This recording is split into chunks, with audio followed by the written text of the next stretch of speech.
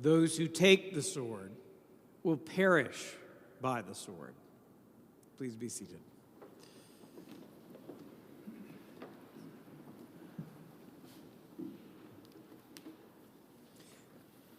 When John le Carré's master spy, George Smiley, approached young Peter Gwilym about joining the Secret Service, he said, "We were wondering, you see, whether you'd ever considered signing up with us on a more regular basis.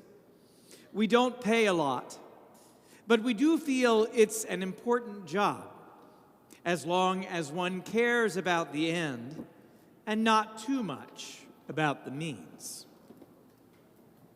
Le Carré died in 2020 after creating a body of work about the secret world, an image, a narrative of covert warfare that couldn't be farther from Ian Fleming's James Bond.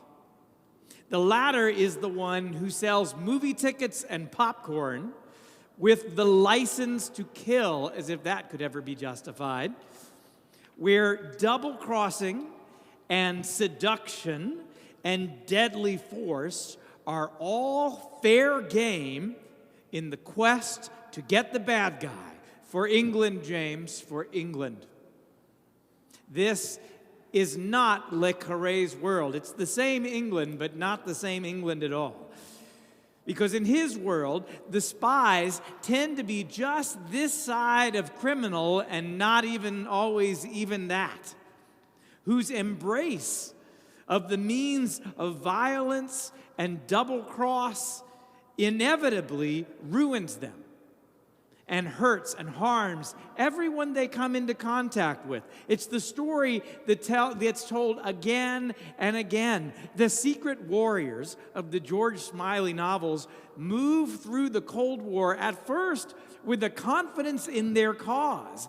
But as the decades roll on, those same power plays unfurl again and again as each foolish new generation tries to see if this time, the ends might just justify the means. The trouble, of course, is that if your means are violence, coercion, intimidation, or any other instrument that fails to respect and honor the dignity of every human being, then you will be hard-pressed to find any ends that truly justify the means. That's the folly of end-means thinking. When we say that a little violence is okay to maintain order, a little bit of gamesmanship is good to keep the movement going, to keep to justify our freedoms, the more we justify our violent actions, our coercive actions, the more the ends themselves begin to crumble at the very foundations.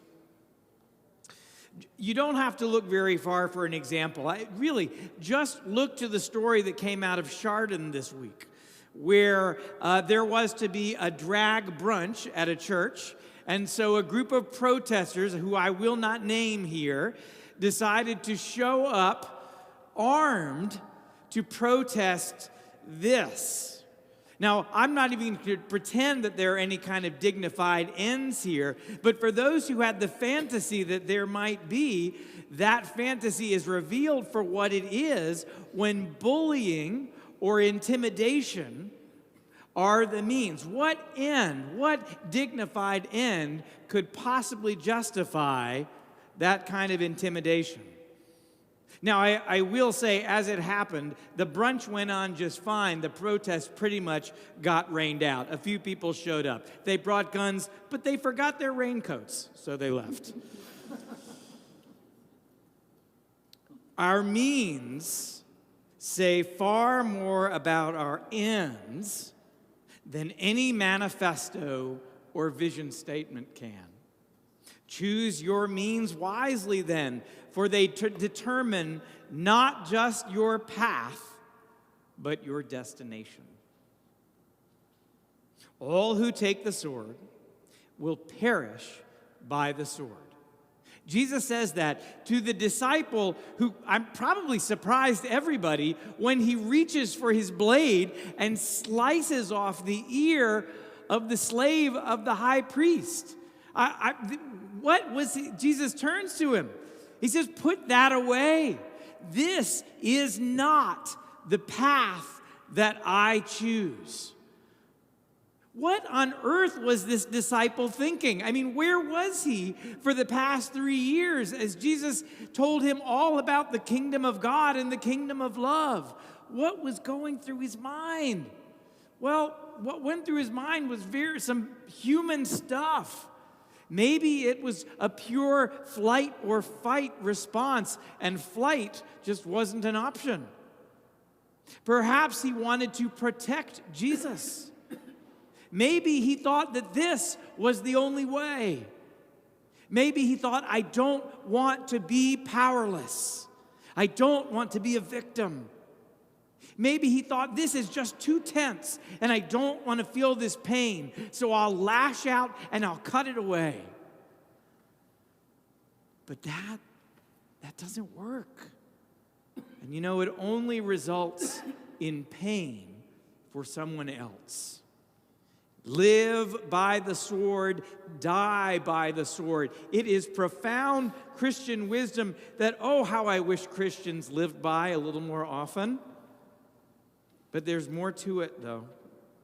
Jesus' disciples couldn't fight or force their way out of this, though I'm sure they wanted to. The pain of what they were going through simply couldn't be excised. Suffering cannot simply be cut away. We must go through it. We have to walk with one another when they are going through it. If we can't move towards suffering when it is real and it is there in front of us, then we inevitably will simply push it off onto others. And you know, we're going to make it worse for them, but we're just going to make it worse for ourselves as well. Living by the sword fools us into thinking that this isn't the case.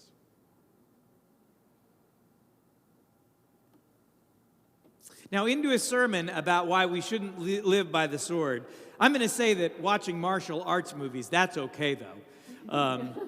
Because they tend to be fun? I don't know.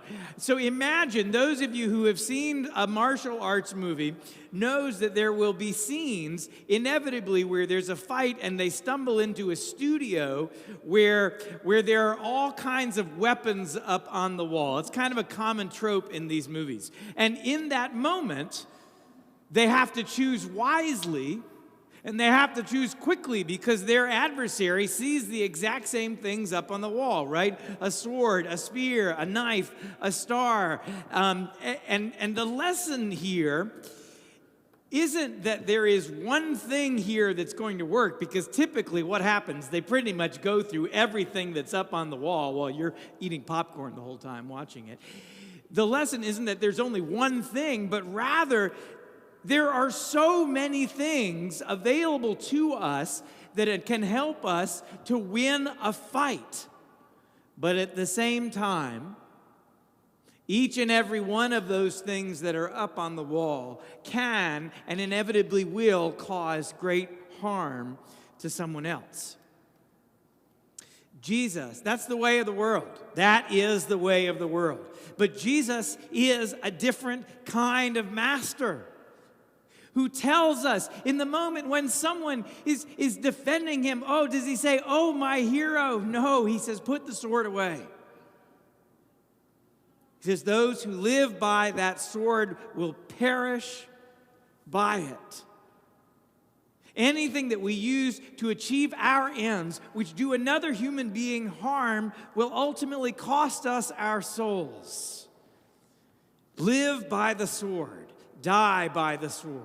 Live by the gun, die by the gun.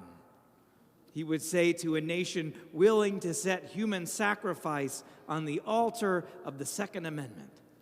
6 more in Nashville this week, 3 of them children. Live by false testimony, such as the chief priest used to make their case against Jesus. and your integrity will die along with the truth. Live by anti-Semitism and supersessionism, which sadly, those who practice that look to today's gospel as a justification. Live by that, and there will be no truth, there will be no love at the heart of this whole way of life, this religion, this thing that we have. Live by supremacy, in which the lie of race is enshrined and perpetuated, and you will die by that as well. Live by violence, die by the violence that you thought was justified by your high and mighty ends. The problem is not only that the ends do not justify the means, they pretty much never do. The thing we need to hold on to is that the means are the ends. How we get to the promised land says everything we need to know about what that promised land actually looks like.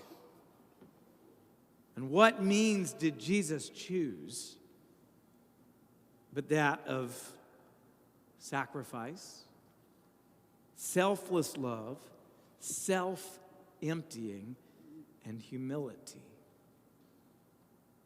Jesus, who in the form of God did not exploit that or even call the angels to his aid, but emptied himself, pouring out his life as God had poured God's self into our world, into human form, humbling himself to the point of death, to the point of a moment of feeling truly abandoned. My God, why have you forsaken me?